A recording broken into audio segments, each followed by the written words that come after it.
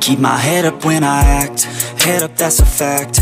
Never looking back, I'ma keep myself on track. Keep my head up staying strong, always moving on. Feel like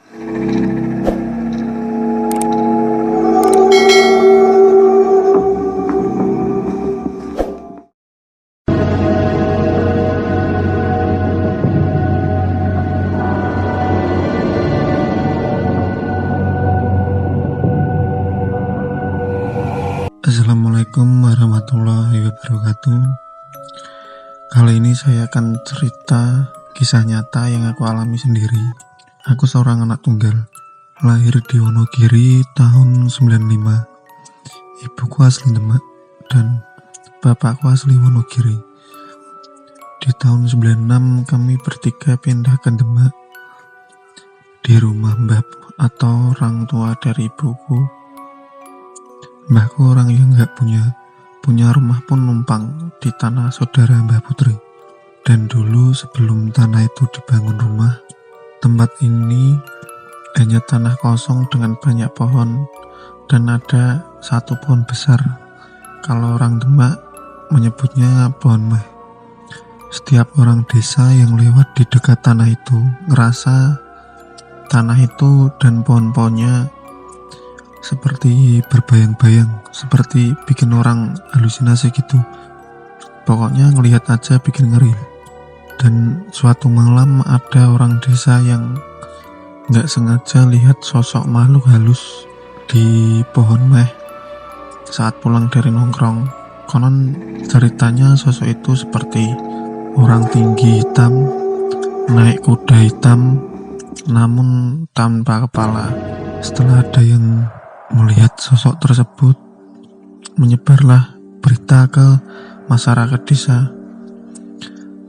Setiap kali orang yang lewat di situ pasti lari tanpa melihat kanan kiri karena saking takutnya itu.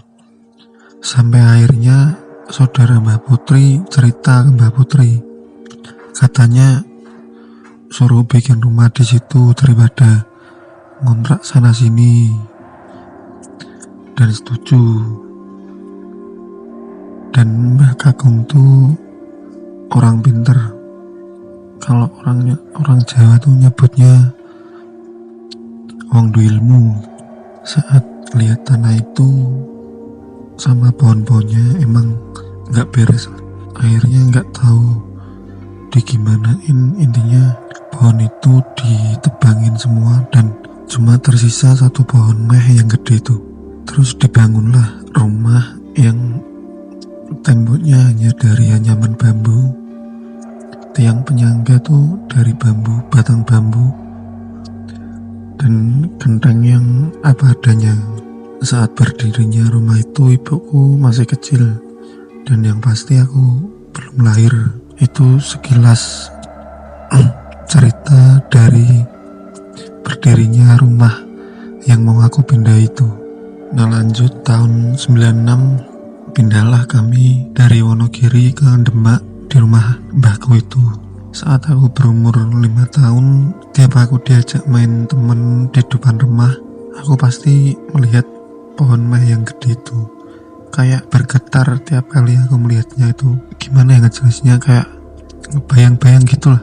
Pohon tuh kalau dilihat orang dewasa tuh emang diem, tapi pas tak lihat itu kayak getar, ngebayang kanan kiri gitu, kak gerak-gerak gitu, padahal nggak ada angin gede lah. Terus waktu aku main di depan rumah, aku kan tanya ke temen, mereka tuh ya kayak orang biasa gitu loh kak, ngelihat tuh nggak ada apa-apa.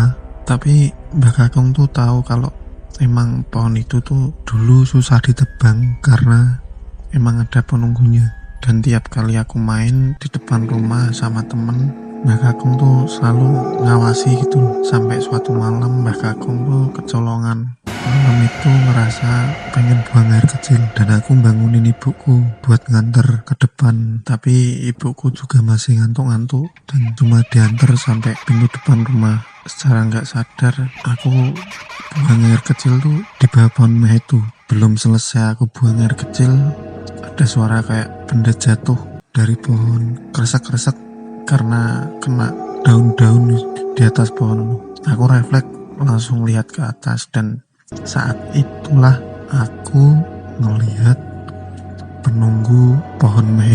Setelah itu aku langsung melihat ke bawah, dan ternyata kepala jin atau setan itu udah ada di bawah, dan langsung tatap muka gitu.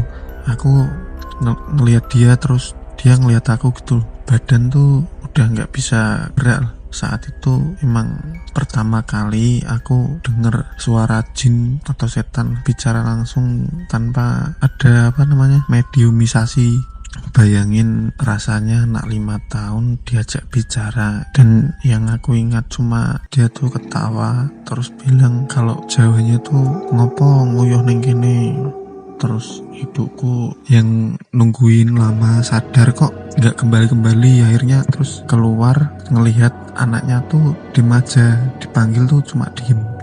Terus mbah kakungku yang denger ibuku manggil lari keluar, langsung gendong aku masuk ke dalam rumah. Saat itu ada kejadian aneh di mata sebelah kanan, mataku sebelah kanan.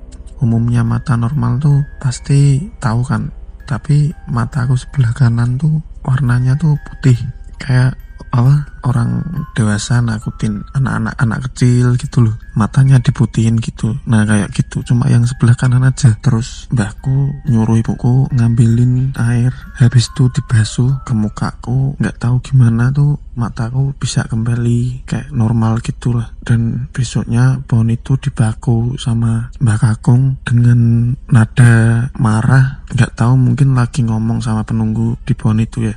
Mbah Kakung tuh bilang intinya penunggu di pohon itu tuh pokoknya harus pergi lah. Kalau nggak mau pergi, pohon itu mau dibakar gitu. Akhirnya nggak mau pergi, terus dibakar pohon itu. Setelah itu bapakku beli rumah di daerah Kecamatan Merangin Demak. Sudah bertahun-tahun berlalu. Saat aku masuk SMP umur 13 tahun, mata kanan yang dulu sempat normal gitu loh, setiap aku ngerasa merinding itu gerak sendiri. Kayak apa ya, tahu kan orang juling kan, tahu itu kalau ngerasa merinding itu pasti gerak sendiri. Tapi mata kiriku tuh normal, ngelihat orang normal, cuma pas ngerasa merinding tuh mata kanan kayak gerak sendiri, ngelihat sana sini. Tapi kalau nggak ngerasa merinding tuh dia normal aja, sama kayak mata kiri. Terus saat libur sekolah hari Minggu, aku rencana pergi ke Demak di rumah mbahku. Akhirnya mulai di situ aku belajar ilmu. Lanjut setelah masuk SMK, di SMK negeri di Semarang, mulai kehidupan baru yang biasanya hanya interaksi sama orang-orang. Kali ini mau nggak mau aku juga interaksi sama makhluk halus. Jadi setelah lama-kelamaan tuh mataku yang kanan tuh bisa ngelihat makhluk halus gitu, dan itu pun aku juga bisa ngobrol juga. Mungkin yang dulunya pertama kali aku bisa ngelihat itu takut, tapi setelah aku SMK tuh ya yang awalnya cuma samar-samar, terus lama-kelamaan kan jelas gitulah. Oke, sampai di sini dulu cerita pengalamanku. Mungkin selanjutnya aku akan cerita pengalamanku mencari ilmu. Oh iya, nama saya inisial F, biasa dipanggil Pak Boy. Sekian, terima kasih. Wassalamualaikum warahmatullahi wabarakatuh. Salam Fana.